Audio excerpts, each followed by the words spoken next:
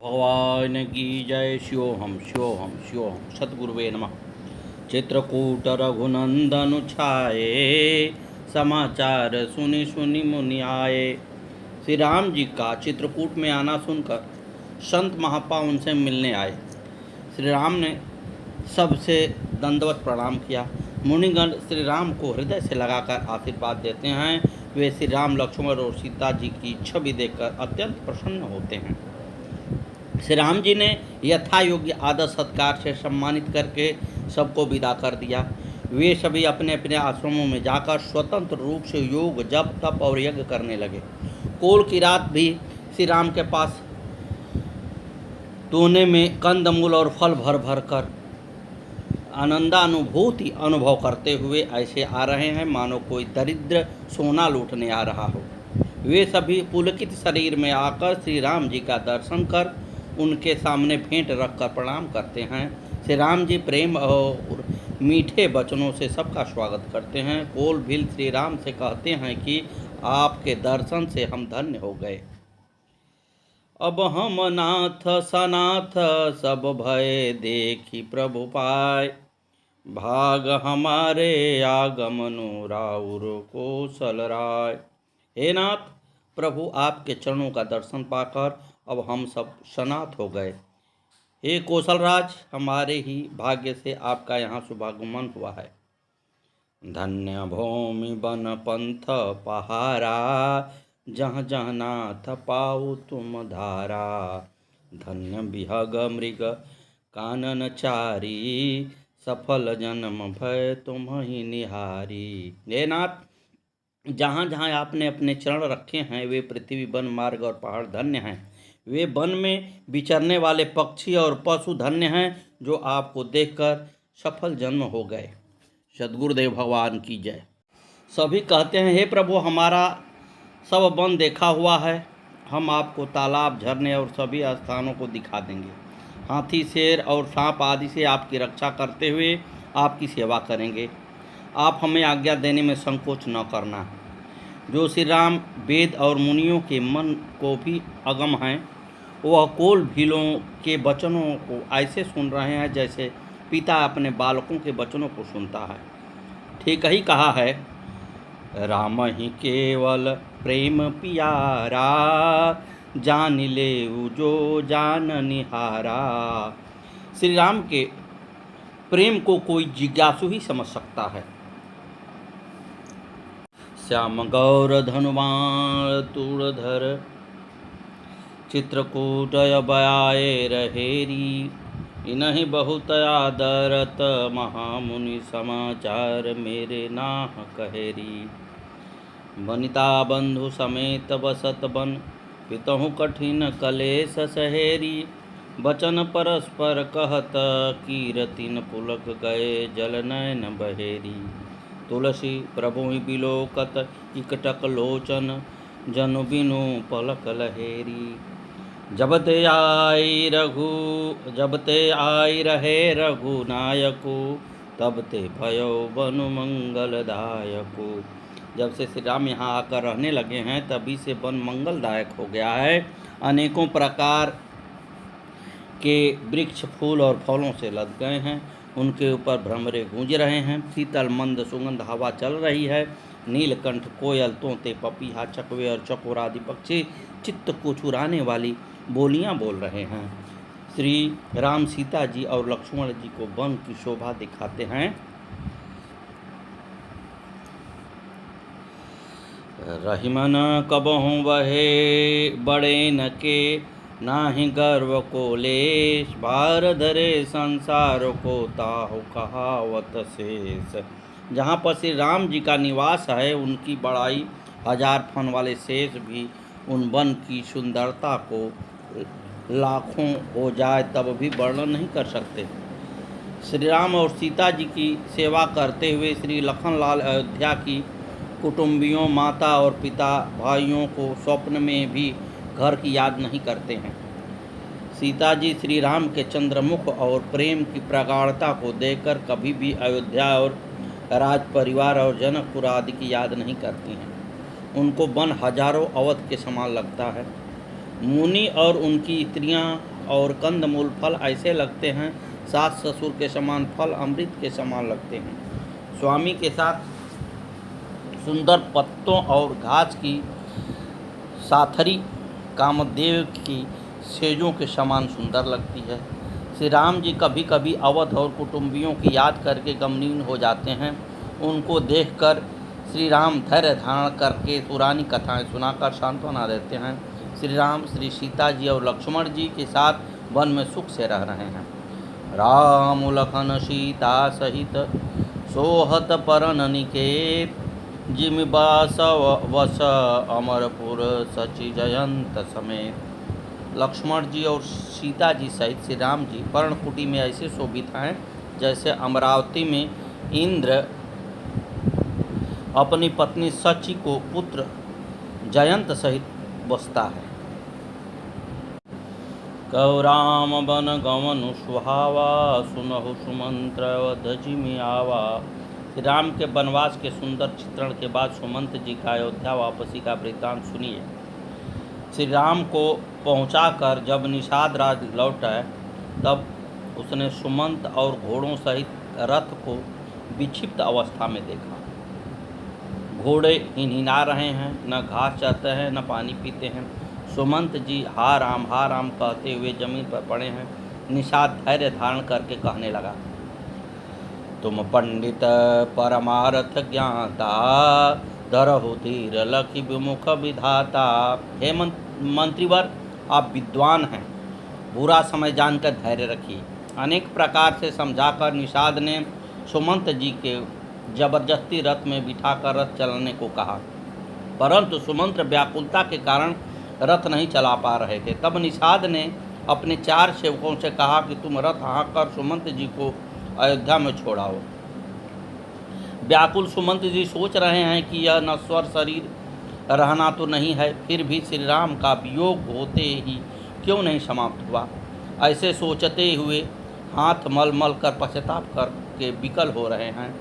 जैसे कोई विवेकशील वेदज्ञ संतों जैसे आचरण वाला उत्तम जाति कुलीन ब्राह्मण धोखे से मदिरा पान कर पीछे पछता रहा हो, उसी प्रकार सुमंत जी पश्चाताप कर रहे हैं। सुमंत जी का मुख रंग बदल गया है, मन में पछता रहे हैं कि अवध में जाकर मैं क्या कहूँगा, नगर के स्त्री पुरुषों को मैं क्या जवाब दूंगा। पूछहि दीन दुखित सब माता, कहब काह मैं तिन्हि विधाता। पूछहि जबहि लखन महतारी, कहूँ कवन संदेश सुखारी। जब दीन दुखी सब माताएं पूछेंगी तब हे विधाता मैं उन्हें क्या कहूँगा। जब लक्ष्मण जी की माता मुझसे पूछेंगी तब मैं उन्हें कौन सा सुखदायी संदेश कहूँगा। राम जननी जब आई धाई, सुमिरी वक्षु जिमि धेनु लवाई। पूछत उतरु देव मैं तेहि, गे बनु राम लखन भय देहि। श्री राम जी की माता जब इस प्रकार दौड़ी आएंगी जैसे नई ब्याही हुई गौ बछड़े को याद करके दौड़ी आती है, तब उनके पूछने पर मैं उन्हें क्या उत्तर दूंगा कि श्री राम लक्ष्मण सीता वन को चले गए। सुमन जी को नगर में प्रवेश करने पर ग्लानि हो रही है, मानो गुरु ब्राह्मण और गाय को मारकर आया हूँ। उन्होंने दिन का भाग एक वृक्ष के नीचे बैठकर गुजारा। अवध प्रवेशु किन्ह अधियारे, पैठ भवन रघुराखी दुआरे। जिन जिन समाचार सुनि पाए, भूप द्वार रघु देखन आए। रात का समय अवध में प्रवेश किया। समाचार पाकर लोगों ने खाली रथ देखकर सुमंत से श्री राम के विषय में पूछा।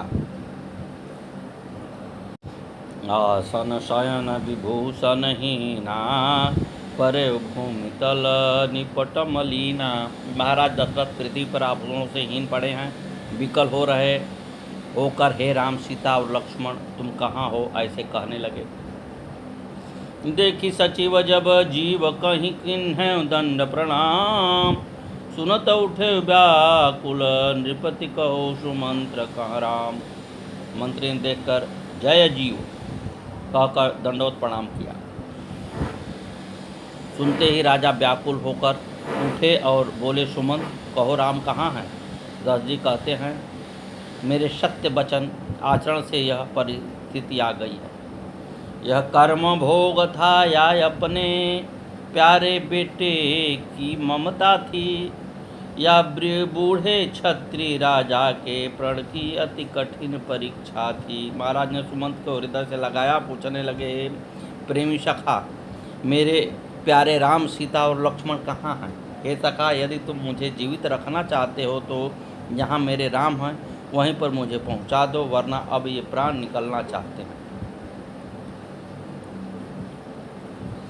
सचिव धीर धरी कह मृदुबानी, महाराज तुम पंडित ज्ञानी। सुमंत कहने लगे, महाराज आप धैर्य धारण करके मेरी बात सुनिए।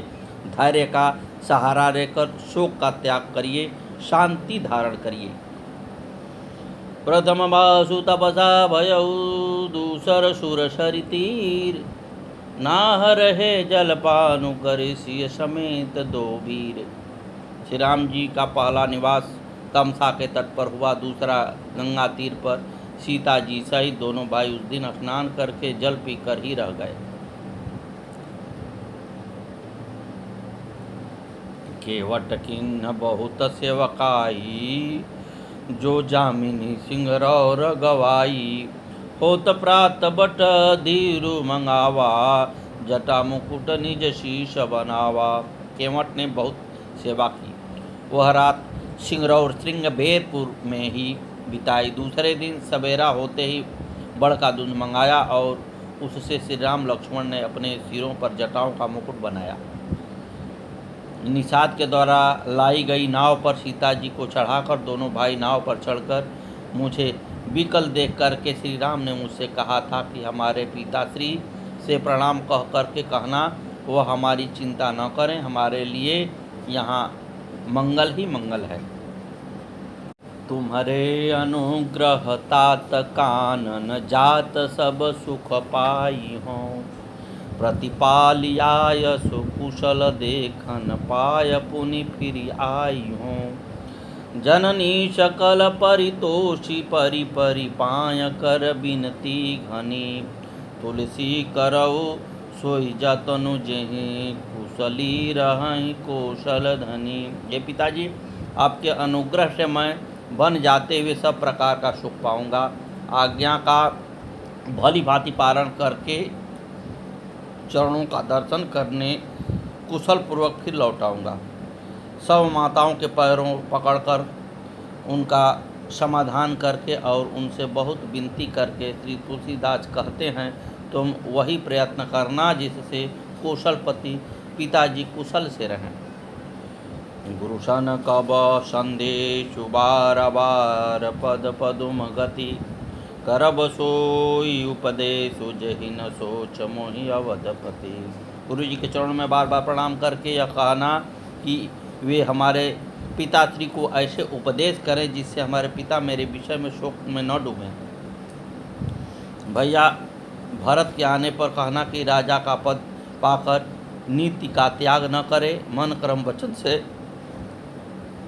माताओं की और प्रजा की सेवा करे। हेतात पिताश्री को उसी प्रकार रखना जिससे महाराज मेरा शोक न कर सके। लखन कहे कछु बचन कठोरा, बरिजी राम पुनि मोहि निहोरा। हे महाराज, लखन लाल ने कुछ कठोर वचन कहे थे, परंतु श्री राम ने मुझे आपकी शपथ देकर कहा कि लक्ष्मण की लड़काई लड़कपन की बातों को पिताश्री से मत कहना। परंतु लक्ष्मण उस समय अत्यंत कुपित हो लंबी सांस खींचते हुए बोले, सुमंत जी, किस अपराध के कारण महाराज ने इस राजकुमार श्री राम को देश निकाला दे दिया है?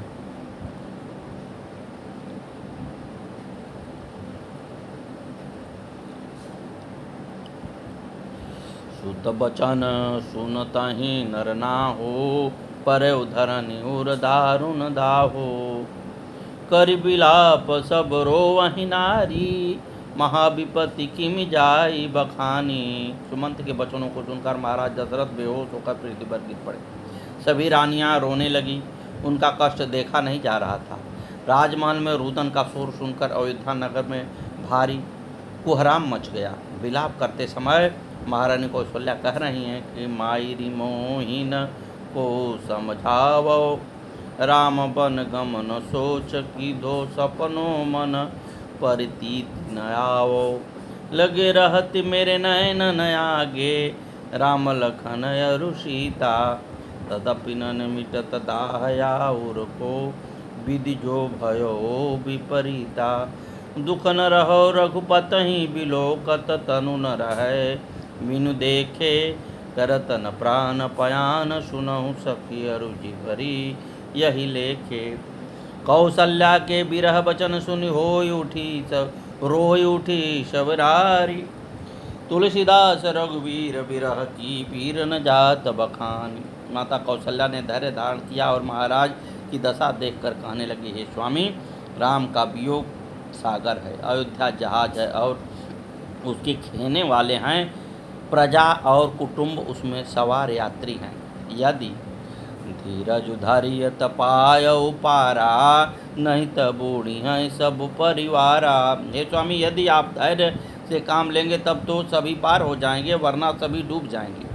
आप मेरी इस विनती को मन में धारण कर लेंगे तो श्री राम, सीता और लक्ष्मण को फिर देख सकेंगे। माता कौशल्या के ऐसे वचनों को सुनकर महाराज दशरथ ने आंखों खोलकर देखा। उन्हें ऐसा लगा जैसे किसी ने तड़पती हुई मछली को पर शीतल जल छिड़क दिया हो।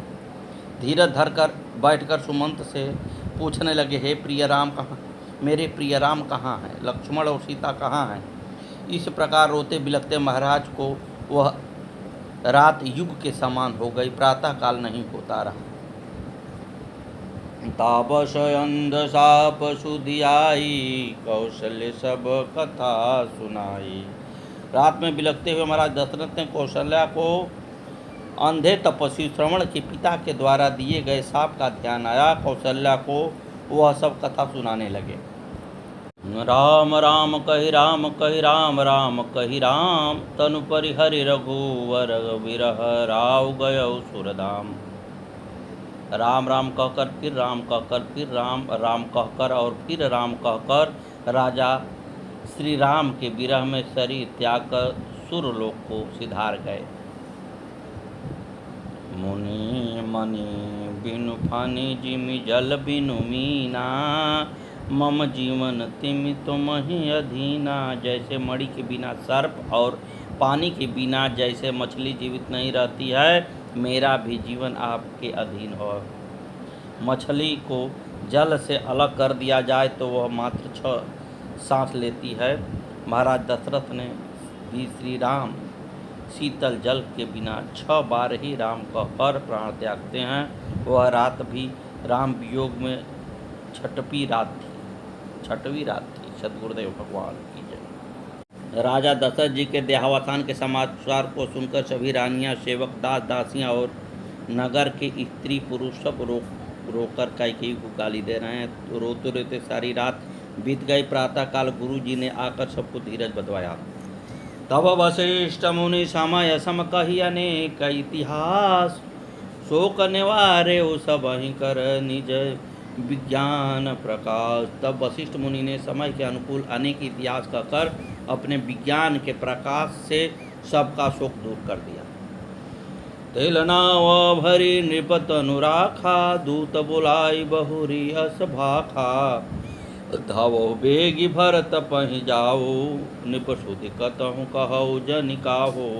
महाराज दशरथ के शरीर को नाव में तेल भरकर उसमें रखवा दिया और दूतों से कहा कि तुम शीघ्र भरत के पास चले जाओ, परंतु महाराज की मृत्यु का समाचार किसी से मत कहना।